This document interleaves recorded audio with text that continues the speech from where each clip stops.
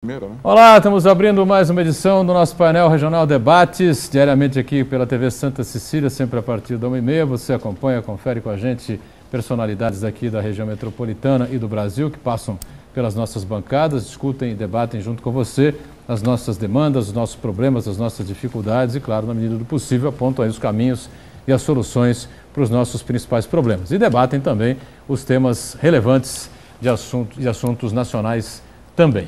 A gente tem sempre uma reprise, você sabe, às 20 horas, 8 da noite, e o telefone sempre aberto, 30 17 91 10. Não esquecendo sempre que às 10 da noite, 22 horas, tem o painel regional, né, na sequência do JB. Você confere entrevistas importantes, discussões e debates também sobre a região metropolitana e sobre o Brasil. Painel Debates, nesta edição, com prazer, recebe o advogado-geral do município de Guarujá, doutor André Guerato. Tudo bem, Guerato? Boa tarde, prazer revê-lo. Boa tarde, Edgar. Boa tarde, Dorival, Armando. É um prazer estar aqui e estou à sua disposição para debatermos assuntos da região e do Guarujá, principalmente. Perfeito, obrigado ao André Guerato por estar conosco. Na sequência aqui, nosso Armando Campinas, importante liderança política da cidade de Cubatão, que mais uma vez participa, colabora conosco aqui no painel Debates. Tudo bem, Armando? Prazer revê-lo. Tudo bem, boa tarde à mesa, Guerato, Dorival, e aos companheiros que nos assistem, sobretudo aos companheiros e companheiras lá de Cubatão. A gente está aqui novamente para levantar o nosso problema maior de hoje, que é o problema da poluição. É verdade. E completa aqui a nossa mesa, né, o Dorival Vieira, jornalista, advogado, foi vereador também em Cubatão, hoje exerce uma outra função importante, advoga em São Paulo, mantém também um site, não é? Isso. O site também, o Afropress.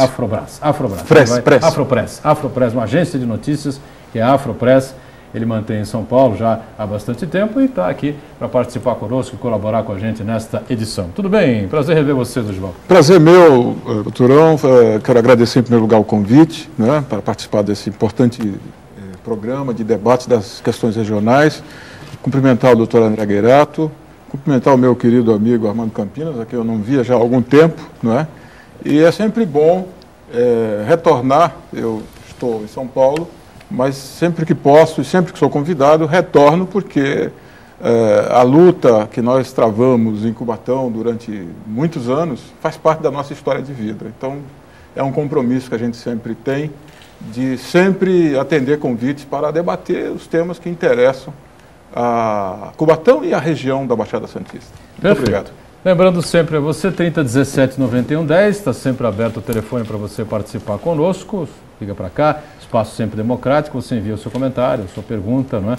E interage aqui com a gente. Pelo Facebook, você pode compartilhar também, facebook.com/painel regional. E acompanhar a gente online, em tempo real, pelo site da TV Santa Cecília, o Santa Portal. Você clica lá no ícone painel regional, confere tudo que está sendo discutido e debatido, né, em tempo real aqui no programa.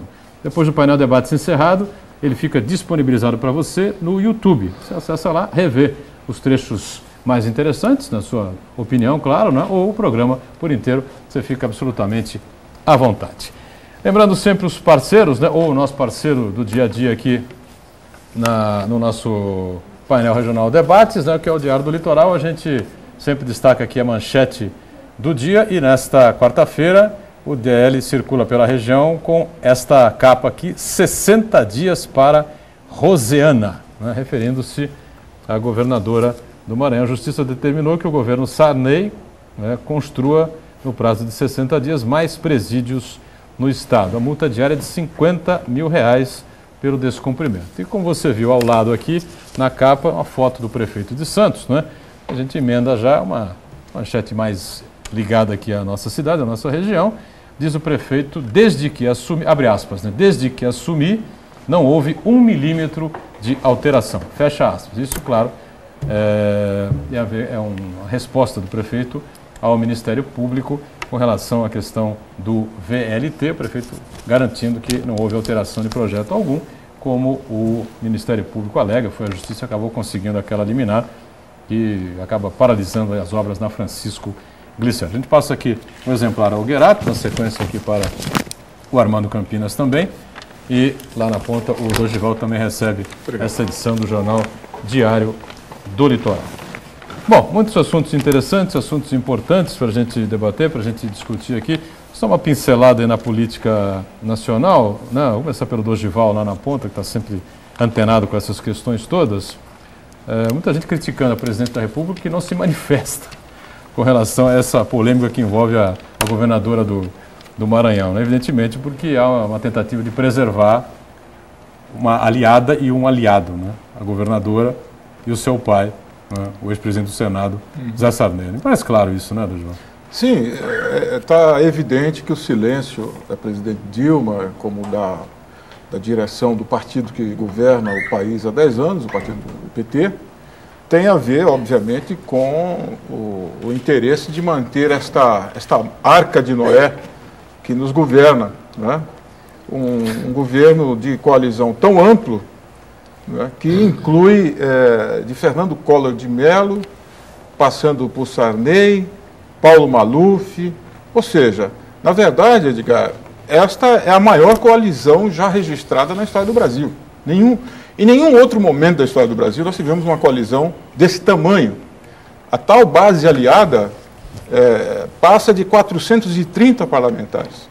É quase que uma unanimidade, né? Você tirar o PSDB, agora o PSB mais recentemente, o PPS e o Democratas. Exatamente. Não é? Todos os 30 e não sei que partidos estão ali, né? Não, e o que é incrível é que com uma base desse tamanho, né, com o mantra da governabilidade que justifica qualquer aliança, não se consegue enfrentar nem resolver os problemas sérios do país. Um exemplo é o sistema prisional brasileiro. O sistema prisional brasileiro é uma falência a céu aberto. O Maranhão é apenas a expressão, digamos, mais evidente, né? O Maranhão governado pela oligarquia dos Sarneys há 47 anos. 47 anos. Né? Segundo o pior IDH, não é? Segundo o pior IDH do Piauí, país. Né? O Maranhão, com todo respeito aos maranhenses, nós sabemos quanta gente importante, né, poetas como Ferreira Goulart, Souza Andrade, são maranhenses, né, ilustres, né? Mas com todo respeito, o Maranhão virou uma fazenda dos Sarneys, né? E o que nós observamos é que o Maranhão é apenas a expressão, a ponta do iceberg de um sistema prisional falido, um sistema prisional que hoje tem 584 encarcerados, 584 mil encarcerados, na sua maioria pretos e pobres, né? 2/3 dessa população, segundo dados do Ministério da Justiça, né? Que não ressocializa, não reeduca. Então, a pena no Brasil, com esse sistema prisional falido, se tornou um instrumento de vingança, né? Ou seja, como o senhor sabe, doutor André Guerato, que é advogado, que advoga também nesta área, o sistema prisional brasileiro é um escândalo, né? E mais, é fonte de violência, porque o cidadão entra por furto, né? E sai especialista em assaltar bancos, né? Ou seja, o Estado não tem mais controle. Aliás, desde 2002, com o massacre do Carandiru, o Estado perdeu o controle do sistema prisional brasileiro. O cara entra como assaltante de ladrão de galinha, de galinhas, se alinhar, né? Exatamente, é uma escola de criminosos. Né?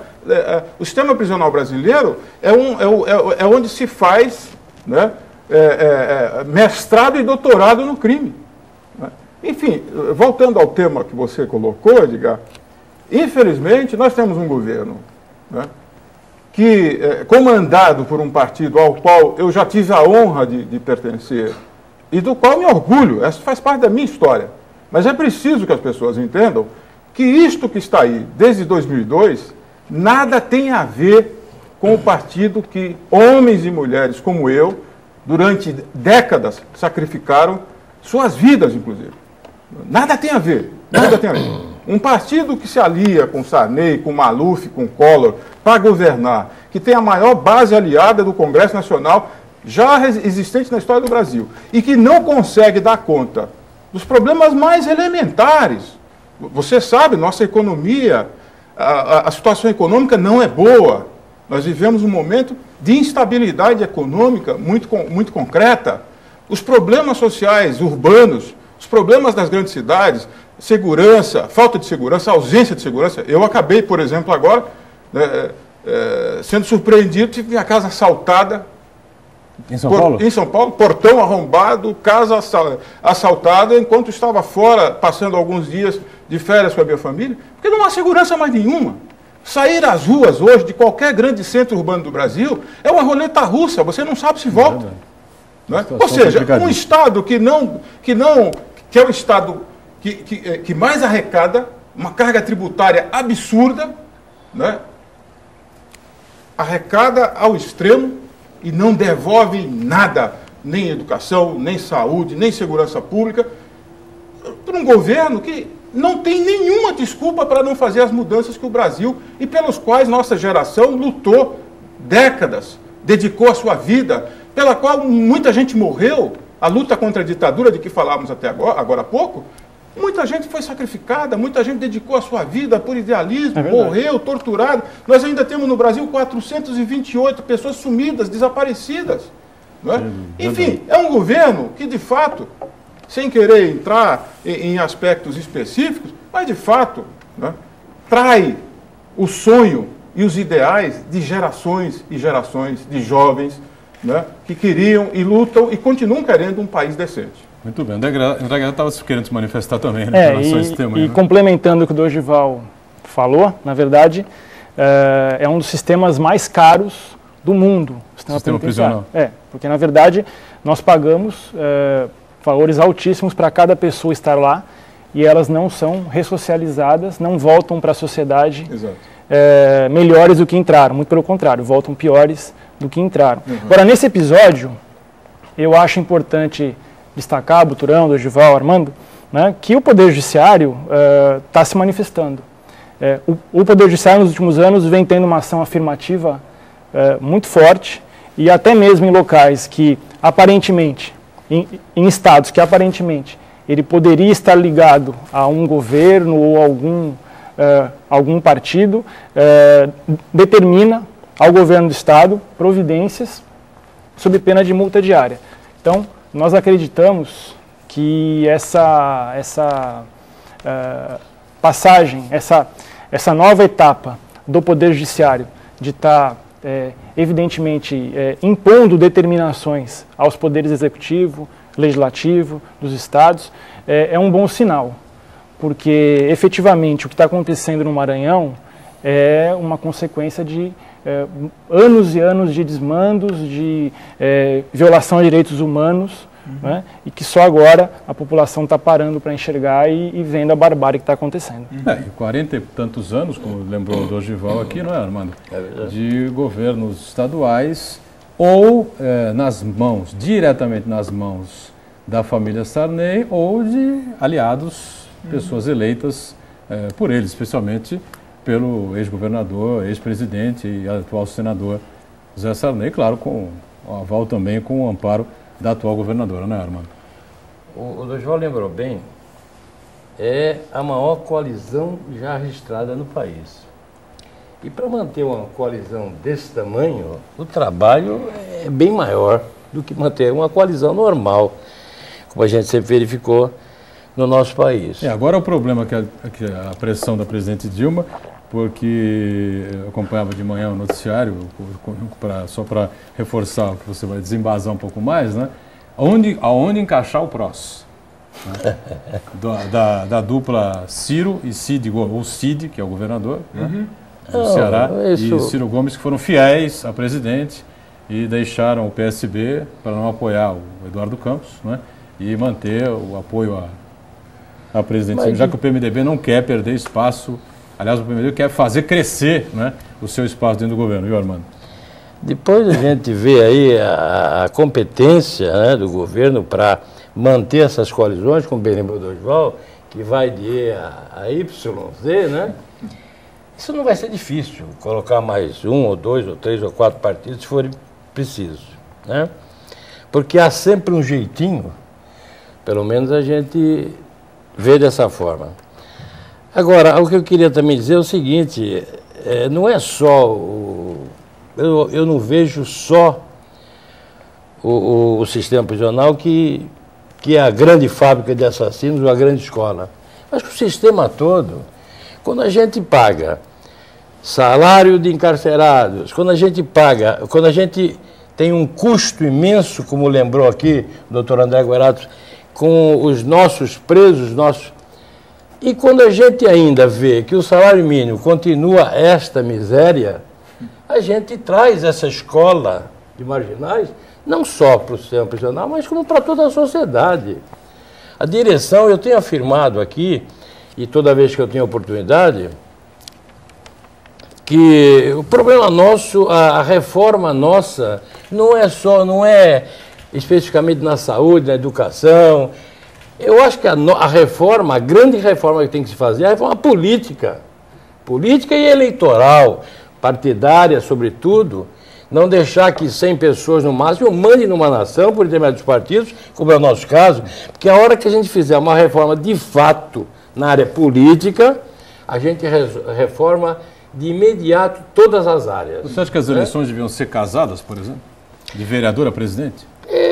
Isso é uma das teses que defendem. Eu acho que sim, eu acho que sim, porque a economia também é necessário pensar na economia num país onde você teria uma eleição a cada 4 anos e pronto. Exato, e além disso você tinha todo um conjunto. Mas eu acho que você tem que transformar, a Constituição não diz que todo poder emana do povo? Mas não emana, ou será que emana? Eu acho que não. O poder emana de 100 ou 150, no máximo 200 pessoas, que controlam os grandes partidos a nível nacional. Aí é que está o poder. Coloca para ser votado quem eles querem, né? Por isso você vê, o povo efetivamente não manda. Quando que hoje não é nem diretório, na maioria, quando uma comissão provisória de um determinado partido decide ir para um outro lado, a direção regional ou até estadual caça a comissão e você é obrigado a fazer o que esses 100, 150 pessoas querem. A nação está na mão, com esse sistema político partidário eleitoral, a nação está na mão, com certeza, de 150 a 200 pessoas, no máximo. Não há como você fazer uma nação dessa forma. Se me permite, Armando, primeiro, Edgar, fechando a questão do sistema prisional, o doutor André tocou no tema também, o custo de um preso no Brasil é em torno de R$2.000. R$2.000 é quanto custa a manutenção de um encarcerado no Brasil. R$2.000. O salário base de um policial militar por aí. É de R$1.700. Menos. Talvez menos. É incoerência. Ou seja, então o Estado paga para manter um preso R$2.000 mês. Paga para o agente policial R$1.700. O que está se querendo estimular aí? É realmente a solução do problema de segurança pública? Claro que não. Não há interesse nisso. Com relação ao sistema político, eleitoral e partidário, Armando, não é possível, não existe... Aliás, nós estamos nesses últimos tempos, esse é um país surreal. O Brasil é um país surreal. O Brasil não é um país para amadores. Não é? É um país surreal. Também não existe nenhum país do mundo em que um governo reúna 39 ministérios. Não existe. Eu desafio... Eu desafio a presidente a lembrar todos... Não precisa ser o nome dos ministros, né? Mas de todos os ministérios que ela tem sob seu comando. Eu vou mais além. Não consegue. Alguns deles, ela jamais, né, teve qualquer... Quer dizer, no dia a dia ela não tem contato. Não tem contato. Não é possível. Não é possível. Como é que um governo tem 39 ministérios? Por quê? Porque nós temos 39 partidos, o que é uma outra aberração. Não existem 39 partidos em nenhum lugar do mundo. O prefeito Mourão de Porangá teve aqui o tempo, colocou uma coisa muito interessante. Não existem 35, 38, 39 ideologias. Não existem. Não existem. Então, na verdade, o que nós estamos assistindo... E olha, veja, falo isso com tristeza, porque todos nós que lutamos contra a ditadura, lutamos pela democracia, nós, Armando, doutor André e você também, Edgar, claro, lutamos pela autonomia de Santos, de Cubatão. Sempre. Nós dizemos isso com muita tristeza. A Constituição brasileira, que é uma conquista importante desse processo, fez 25 anos agora. Né? Boa parte dela além de dezenas de emendas, né, parlamentares, de alterações que ela sofreu, ela não foi cumprida até agora. Ela não é, até agora ela é um programa que não se concretizou, né, que já está ficando, inclusive, defasada, porque não se concretizou, né. O que nós estamos assistindo? Nós estamos assistindo em plena democracia, né, os jovens que estão saindo às ruas, as manifestações de junho, os rolezinhos agora dos shoppings, são é o que eu chamo dos órfãos da democracia, desse período democrático. Porque essa democracia que nós conquistamos a duras penas e que custou a vida de muita gente, ela não se traduziu em direitos. Ela não se traduziu em mudanças estruturais, em mudanças reais, mudanças concretas. Ou seja, o Brasil continua sendo um dos 10 países mais desiguais do mundo. A economia cresce, mas não se distribui. Não se distribui e com isso o desenvolvimento fica... Não se distribui. Outra coisa, Igor, nós ocupamos a 85ª posição em termos de IDH, o IDH medido pela ONU. Desenvolvimento humano. Né? Exatamente. Bom, nós perdemos, só na América Latina, só para ficar na América Latina, nós perdemos do Chile, nós perdemos do Uruguai, nós perdemos da Argentina, nós perdemos até do Paraguai, nós perdemos do Peru, nós só ganhamos em termos de IDH da Colômbia e do Equador. Ou seja, nós ocupamos a posição de antepenúltimos na América Latina. Ora, um país com a potência que nós somos, um país rico como é o Brasil, um país com as riquezas que o Brasil tem, com um povo dedicado, trabalhador, não é possível. Então, nós precisamos realmente de reformas estruturais, sem o que não se resolve o problema do Brasil. Política. Vamos para um rápido intervalo, já voltamos, tá certo, com o segundo bloco dessa edição do Painel Debates. É rápido. Quando aconteceram as... Retomamos aqui o nosso Painel Regional Debates, segundo bloco, esquentou aqui o tempo numa boa, né? Ninguém brigou com ninguém. Nós estamos aqui discutindo, debatendo reforma política, como é que ela deve ser feita, para que caminhos devem ser tomados, enfim, isso é uma discussão. Falar de merda é um programa de mais de 3 horas aqui, porque cada um tem uma opinião a respeito de vários assuntos, mas todo mundo, os 4 aqui os 3 que estão comigo aqui na mesa, tem um único objetivo, que é melhorar, né, as coisas no Brasil, porque como disseram aqui tanto o André Guerato, como o nosso Armando Campinas e o Dorival Vieira, o Brasil é um país que ele ameaça e volta, né? Ameaça e volta. A gente acha que agora vai, né? Vamos explodir, vamos alcançar aí o nível das 5, 6 maiores potências do mundo, mas aí a economia volta lá para baixo, fica aquele PIB, né, que ninguém aceita. Aí temos um Natal péssimo, né, resultado para o comércio muito ruim, todo mundo com medo do que vai acontecer em 2014. Né? Eu nem digo, como eu disse, coloquei aqui no programa anterior, ou ontem ou anteontem, não me lembro bem, nem acho que seja a questão do bolso, o bolso está já frágil, até que está, né, meio frágil, mas tinha dinheiro para o cara pagar 100 ali num presente, mas o cara economizou e pagou 50, porque ele estava com medo do que ia acontecer em 2014. 30 17 91 10, está sempre o telefone à sua disposição para você entrar em contato, ligar para nós e participar com a gente aqui. Como eu disse, André Guerato conosco, o advogado-geral do município de Guarujá, o nosso Armando Campinas e também o Dorival Vieira. Ambos foram vereadores em Cubatão, tem uma história muito rica, muito importante na política de Cubatão. E eu queria, antes de abrir o espaço aqui para o André falar um pouquinho sobre a questão que envolve a ação da Prefeitura contra a Sabesp, né? Abrir um pouco de espaço para o Dorival e o Armando, começando com o Armando, falar um pouquinho sobre essa política municipal que ocorre em Cubatão nos dias de hoje e especialmente, o Guerato também fica à vontade, porque foi procurador também no município, conhece bem a política de Cubatão, né? E as necessidades do município, para a gente também bater um pouco mais nessa questão que envolve aí a poluição, a questão do desassoreamento dos rios, enfim, a política de Cubatão. Hoje a oposição está pautada no IPTU, né, Guerato? Você tem acompanhado as críticas e a oposição está fincando raízes em combater o IPTU aprovado pela prefeita, que 3 vereadores dizem que não é só para a área das indústrias, que atinge também bairros com residenciais e prejudica moradores. A prefeitura diz que não, está lá uma queda de braço danada, né? Na verdade, pelo que a gente acompanhou na imprensa, o Armando e o Dorival podem confirmar, a prefeita teria tentado aumentar o IPTU e a Câmara acabou não aprovando o aumento que seria imposto para as indústrias, para o polo industrial. e como o aumento tem que ser feito no ano anterior, princípio da anualidade, não foi possível nesse ano obter esse recurso a mais.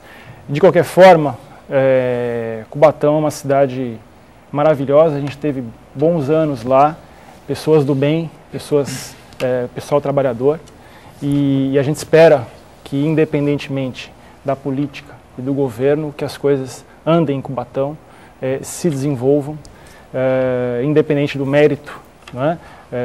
E essa questão do IPTU sempre é polêmica. Quando há uma tentativa de aumento do IPTU acima do índice da inflação, geralmente há uma polêmica, a Câmara se posiciona contrário ou não. De qualquer forma, Boturão, o que nós acreditamos hoje é que os meios de controle da administração pública, seja pela imprensa, seja pelo Tribunal de Contas, pela Câmara ou pelo cidadão mesmo, estão muito mais atentos àquilo que o administrador investirá na sua cidade. Não basta hoje ao administrador aumentar imposto sob qualquer argumento, se ele não prestar contas do dinheiro que está aplicando na cidade e de que forma aquele aumento será efetivamente revertido a favor da população.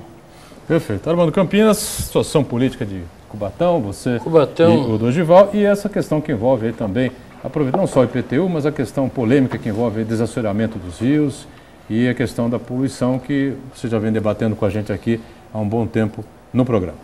Cubatão é um município que, embora um dos municípios mais ricos, né, do estado do Brasil e eu acho que da América do Sul, ainda hoje, uma das maiores rendas per capita,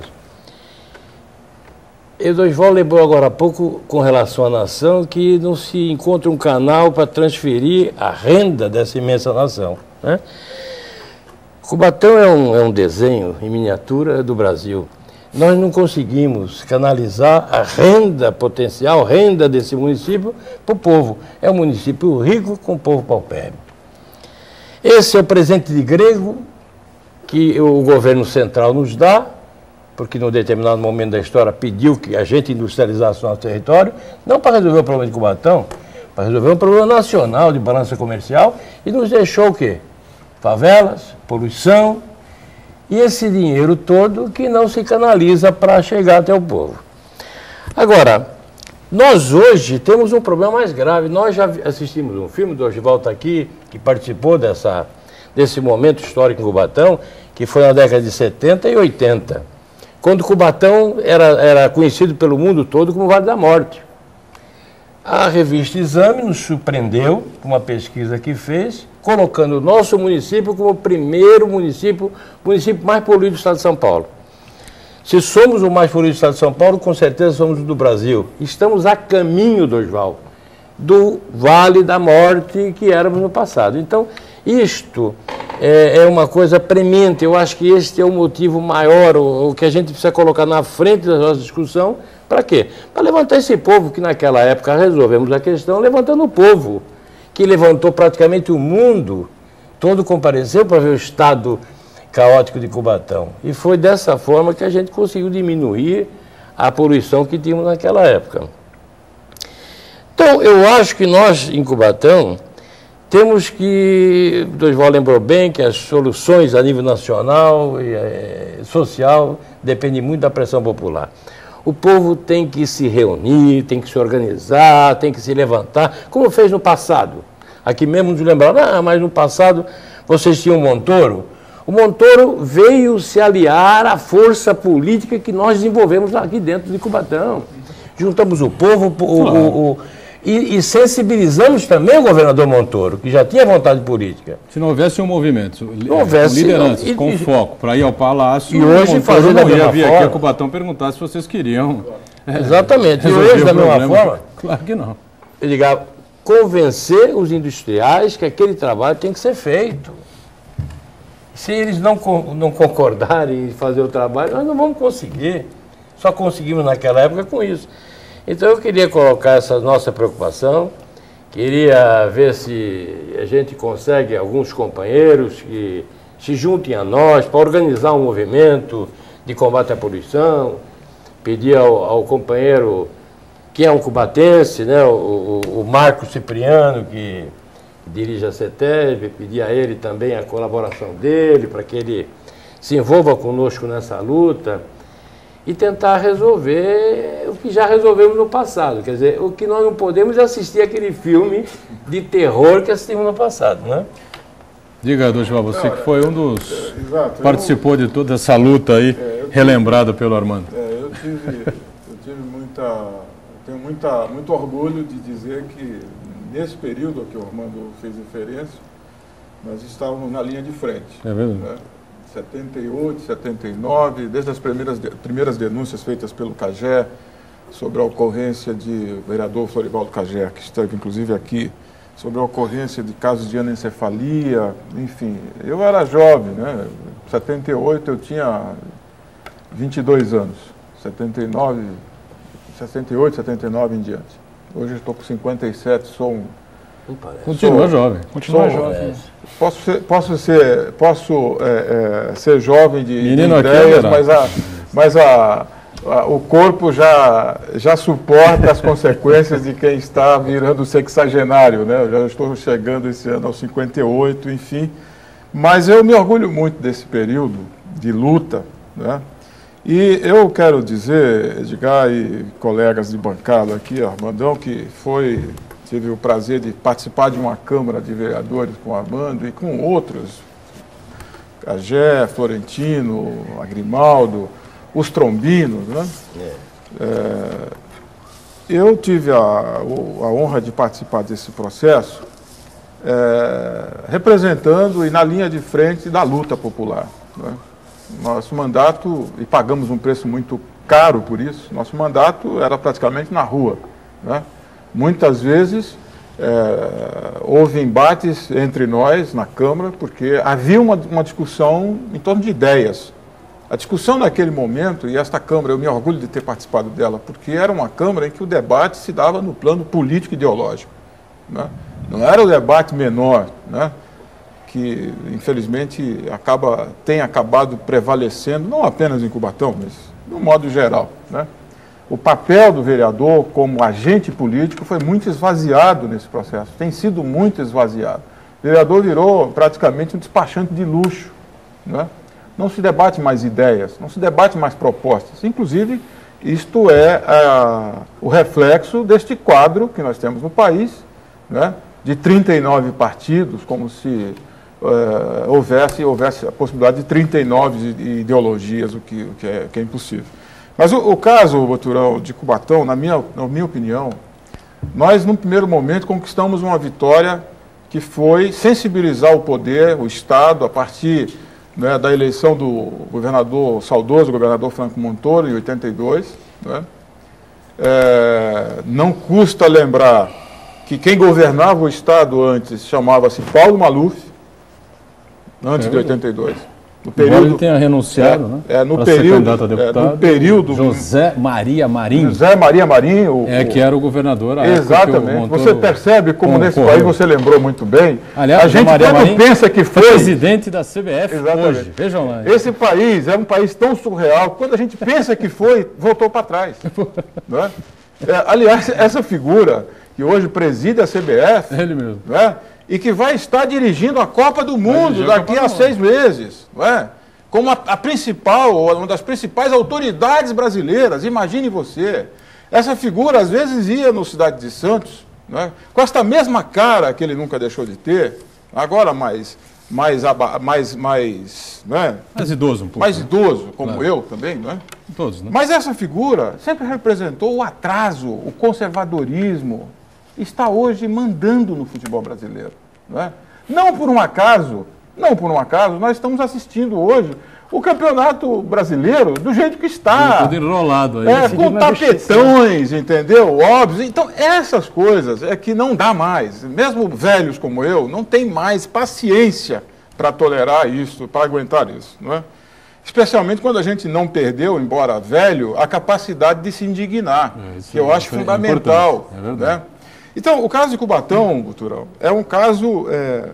olha, eu faço um paralelismo, há um paralelo entre Maranhão e Cubatão e o Brasil. O que nós temos nessas 3 situações? Um município do estado de São Paulo, dos mais ricos do Brasil, O orçamento esse ano está superior a 1 bilhão e 200 milhões. 1 bilhão e 200 milhões para 116 mil habitantes. É incrível, incrível. Você encontra cidades do estado de São Paulo, incrível, né, com o triplo de Santos. Santos tem um orçamento maior, acho que 1 bilhão e 500. 2 bilhões. Né? 2 bilhões? 300. Mas a população de Santos é 700, 600 mil, 700 mil habitantes. Quer dizer, não se compara. Né? Então, se você comparar a renda per capita, ou seja, quanto que o poder público teria para investir em cada morador, nenhum município do Brasil tem tanto quanto Cubatão. Então, o que nós estamos assistindo em Cubatão já há alguns anos?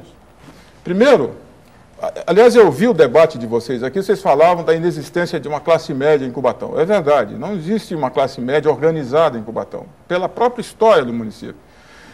E a elite política, os dirigentes políticos que se constituíram no período da redemocratização, e isto reflete a Câmara que nós fizemos, Armando, né? Nós tínhamos ideias, como temos ainda, ideias diferentes, mas o debate era de outro padrão, era outro nível. Né? Era outro nível. Aquela classe política, ela foi derrotada. Eu me considero parte dessa derrota. Né? Ela foi derrotada. E ela foi sendo substituída por algo que é visível no Brasil hoje também. O mercado foi se apropriando do processo eleitoral. O mercado hoje decide quem se elege e quem não se elege. Eis a razão pela qual eu me afastei de partidos políticos, porque eu descobri, Edgar, que só venci uma eleição na vida, no distante 1982, com um carrinho de mão para vereador em Cubatão, fui o terceiro mais votado, o Armando foi o primeiro. Aliás, o Armando foi o segundo, o primeiro foi o Gigino Trombino, se eu não me estou enganado. A diferença de 20 votos. Né? Eu descobri uma coisa muito clara. Eu não perdi as eleições por conta dos meus defeitos, que são muitos. Eu perdia por conta das minhas virtudes. Né? Porque o sistema, triste, né? O sistema político, eleitoral e partidário, né, foi completamente dominado, monopolizado pelo mercado, pelo poder econômico que decide quem é que se elege, quem é que não se elege. O caso específico da poluição, né? Nós, Armando, e eu queria inclusive comentar isso com você, essa denúncia da revista Exame, ela é muito grave e muito séria, porque em toda a propaganda, inclusive da CETESB, do governo do Estado, o que nós temos ouvido é que das 330 fontes de poluição, 320 foram controladas. 98% das fontes de poluição de Cubatão teriam sido controladas. Vocês verificarão em toda a propaganda, nos releases, no material da CETESB, nas palestras, é este o discurso que se faz. Agora, a pergunta que eu faço é a seguinte: como é possível que o município tenha voltado a ser, se é que deixou de ser em algum momento, o mais poluído do estado de São Paulo, se 98% das fontes de poluição foram controladas? Vamos para essa resposta daqui a pouquinho. Tem que fechar esse bloco aqui e depois ouvir o Guerato sobre essas questões que a prefeita e a prefeitura de Guarujá está com ações contra a empresa transitorial, questão do transporte, e contra a Sabesp também pelo problema de falta d'água, que foi muito sério em Guarujá. Só antes, lembrando sempre uma informação da Prefeitura de Santos para você, ainda há tempo de participar do concurso da minha irmã Dolores, não é?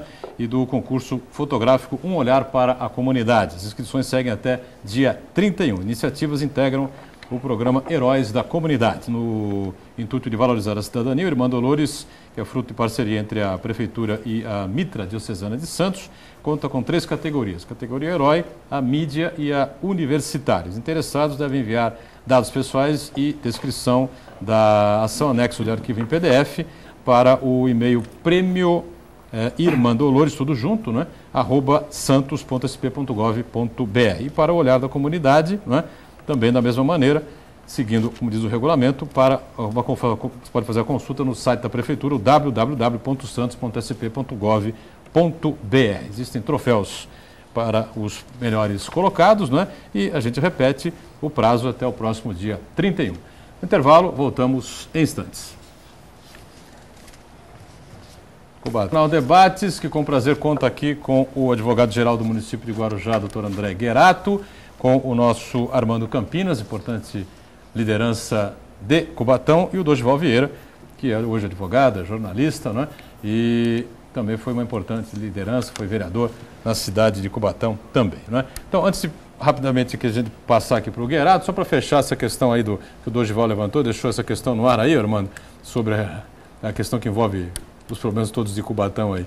Então, nós sempre entendemos que precisa arrumar um canal para colocar esse dinheiro na mão do povo, que esse dinheiro fica só nos intermediários e tal, não chega lá. Então não adianta a gente... Nós estamos falando que Cubatão é o município mais rico do planeta aí há mais de 50 anos. Só que o povo continua sendo o povo mais pobre do planeta há mais de 50 anos. Outro dia nós estávamos aqui, Edgar, e um rapazinho lá de Cubatão ligou e falou assim, mandou você perguntar aqui para o Armando Campinas, que já foi até ex-prefeito, ex-vice-prefeito, onde é que anda tanto dinheiro de Cubatão que nunca apareceu nada, lembra disso? Sim. Eu disse para ele o seguinte, olha, eu faço a pergunta, companheiro, todos os dias, eu me pergunto também isso, só que não consegui me encontrar esse local onde está tanto dinheiro. E eu lembrava para ele, olha, se eu tivesse, o Edgar me desse aqui umas 3 horas de programa, eu ia lembrar. Lá no sítio do Tatu tem 40 milhões, lá naquela empresa de ônibus que o Passarelli fez e depois rescindiu o contrato com a outra, tem mais 20 milhões e tal. E digo mais, faço justiça agora quando disse, porque quando o Erato estava lá na administração do Cremon, eu subi ao gabinete do André e para agradecer a ele, em nome dos companheiros, né, de Cubatão, o trabalho que ele fez, ele economizou 20 milhões num precatório, uma soma de erro lá, uma petiçãozinha de 3, 4 laudas, ele economizou 20 milhões apontando um erro, né? Que foi 20 isso, milhões, Mauri, eu lembrei o nome do rapaz de Cubatão, Mauri. 20 milhões está aí, ó. Já também estava naquela montanha de dinheiro que você nos lembrou para identificar. Isto tudo precisa parar. É preciso que haja um movimento popular, sério, para acabar com isto tudo, para começar a colocar o trem no trilho e fazer com que Cubatão seja efetivamente a melhor cidade do estado de São Paulo. Que pode ser. Que pode ser. Guerato, só para esclarecer o que o Armando falou, então. O que era esse precatório? Esse processo que o Armando comentou é um processo, uma indenização para a empresa de ônibus da cidade, que atuava na época, que era um precatório algo em torno de 50 milhões de reais, e foi feita uma revisão... 50 milhões? 50 milhões de reais por uma quebra de contrato. E foi feita uma revisão de cálculo nesse precatório, uma revisão de cálculo por um contador, um dedicado contador da Prefeitura de Cubatão, e encontrou uma diferença de 20 milhões de reais na conta que o credor apresentou em juízo. Nós fizemos uma petição, apresentamos ao juiz a petição informando o erro, o credor concordou com esse erro, informando que efetivamente foi um erro, e aquele precatório que era de 50 milhões caiu para 30 milhões por uma petição, uma revisão de cálculo feito por um contador da Prefeitura. Doutor André, se me permite, doutor, me permite, nós falamos aqui do sistema prisional. Né? No dia que essa cidade, Armando, for passada a limpo, o sistema prisional vai aumentar, porque muita gente vai ter que ir para a cadeia, porque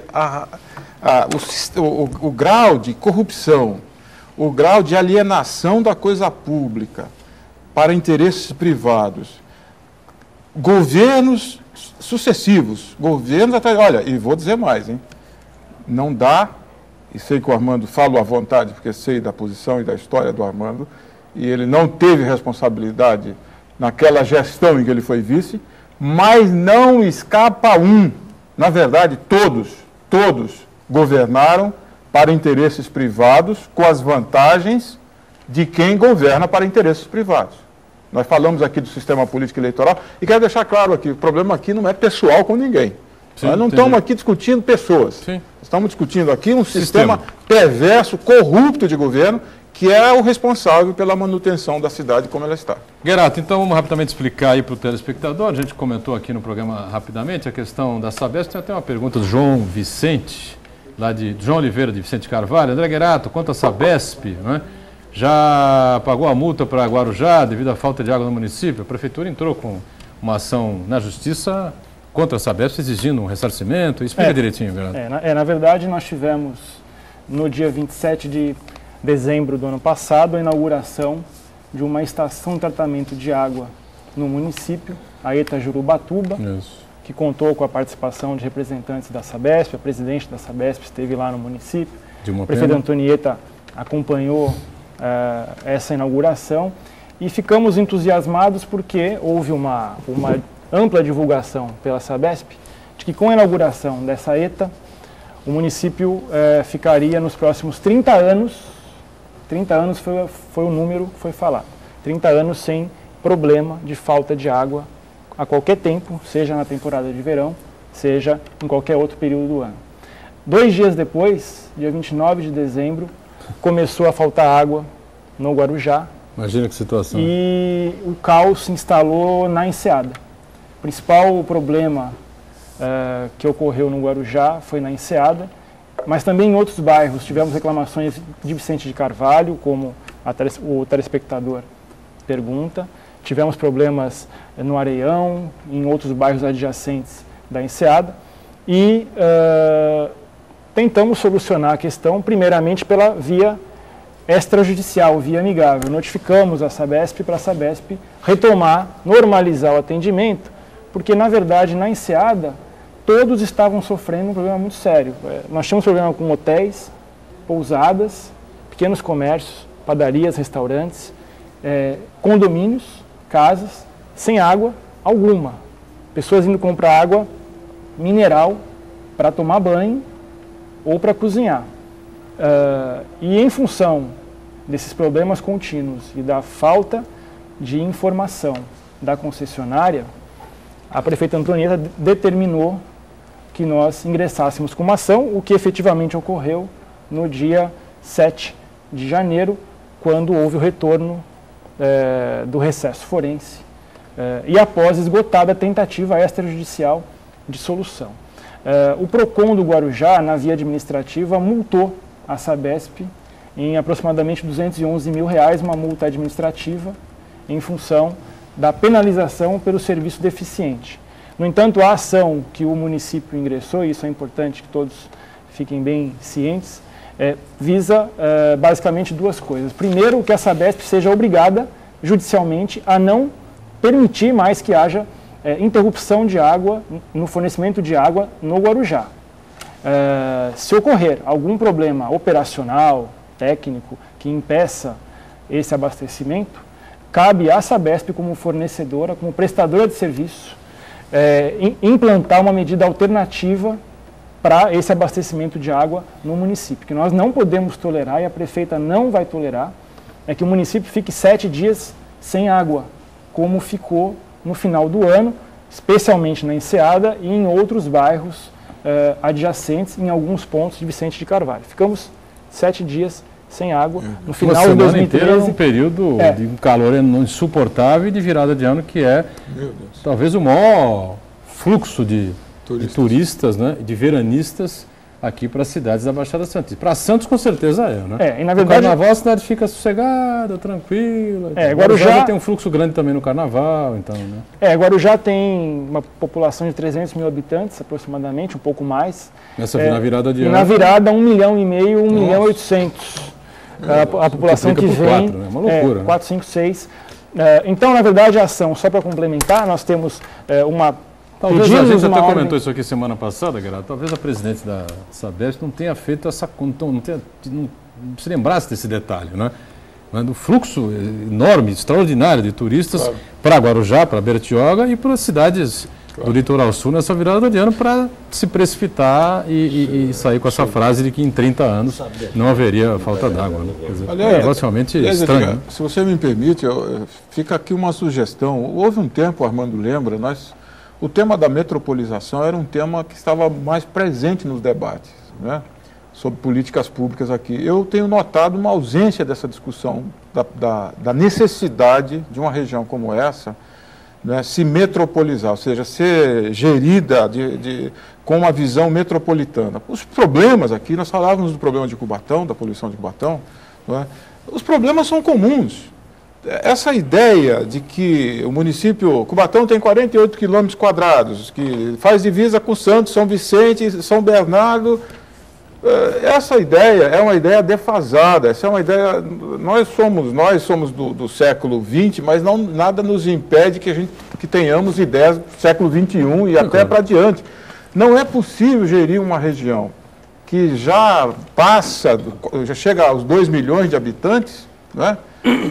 Tão próxima, com os problemas tão imbricados. O Parque Industrial de Cubatão tem reflexo na região inteira. Santos é a cidade, digamos, que concentra o comércio, a educação, os estabelecimentos educacionais, as universidades. Então, é preciso, Edgar, fica aqui a sugestão para a sua reflexão, levantar o tema da metropolização da Baixada. Por que a coisa não avança? Pois não, Armando. Poderia ser, nós inclusive participamos, no nosso primeiro mandato, em 77, quando tomamos posse, nós inclusive discutimos a aprovação ou não da Sabesp para fornecer água no nosso município. Uhum. Nós tínhamos lá uma autarquia capengando, mas os canos tudo enferrujando, enfim, não se conseguia fazer nada. E autorizamos. Hoje, eu acho que fizemos uma pesquisa na nossa população, acho que ninguém, a maioria esmagadora, não está satisfeito com a Sabesp. Não é só sobre o fornecimento de água, é também os serviços prestados pela Sabesp. Por exemplo, quando eles fazem algum trabalho, não arrumam a calçada, você tem que andar atrás do pessoal, contratam umas empresas sem muito respeito com a população, sim, enfim. Sim. Eu acho que o problema é que eles criaram Sem contar com o imposto que é pago que deveria cobrir o tratamento de esgoto e que a região carece desse serviço. Desabastecida em vários aspectos. Quer completar alguma coisa ainda? Só para complementar, doutorão, na verdade a ação é uma ação coletiva e a gente, além de normalizar o atendimento do abastecimento de água, a intenção é que a Sabesp indenize todos os moradores, turistas, enfim, comerciantes que foram prejudicados com a falta de água no final do ano, por se tratar de uma ação coletiva, uma ação civil pública que o município ingressou, sem politizar. A prefeita não quis politizar, pura e simplesmente entrou com essa ação para defender, tutelar os interesses da população. Só ver uma última pergunta aqui, que é também direcionada a André Guerato. Maria Francisca Camargo. Guerato, por que a Prefeitura de Guarujá multou a Translitoral esta semana? Você tem aí um minuto para explicar, nós estamos encerrando aqui. Tá, multou a Translitoral porque a Translitoral foi constatado pelo PROCON que a Translitoral prestou um serviço deficiente para a população do Guarujá e em função do Código do Consumidor, em função também do contrato de concessão que a Translitoral tem com a Prefeitura fiscalizou, multou a Translitoral, comunicou ao Ministério Público e assim o faz com todas aquelas empresas que têm contrato com a Prefeitura e não cumprem as suas obrigações contratuais. Olha, eu tenho um tempinho antes do estouro aqui. Joselito de Cubatão, Joselito Gomes. Dogival, Cubatão agora está tendo enchentes preocupantes, quando a Prefeitura e os vereadores vão tomar medidas de assoreamento dos rios da cidade. Você tem 30 segundos. Olha, Joselito, na verdade é o seguinte, eu gostaria de inverter a pergunta. Né? Já deu para ver que esperar que governos, prefeituras, câmaras municipais resolvam é inútil. A minha sugestão para você é que você arregace as mangas, se organize na sua rua, no seu bairro e bata as portas da prefeitura como nós fizemos durante décadas. Né? Fazíamos passeata e iríamos à porta da prefeitura cobrar providência. É isso que você tem que fazer. Muito bem. André Guerato, obrigado pela presença. Prazer receber você, que vai voltar em outras oportunidades, assim como o nosso Armando Campinas também. Obrigado, Armando. Obrigado, Ogival. Foi um prazer rever você. Espero que volte também com mais frequência aqui ao programa. Obrigado a você que nos acompanhou. O Painel Debates fica por aqui. Amanhã voltamos 1h30 da tarde. Reprise às 8 da noite. E às 10 da noite, 22 horas, na sequência do JV, tem o Painel Regional. Obrigado. Tchau.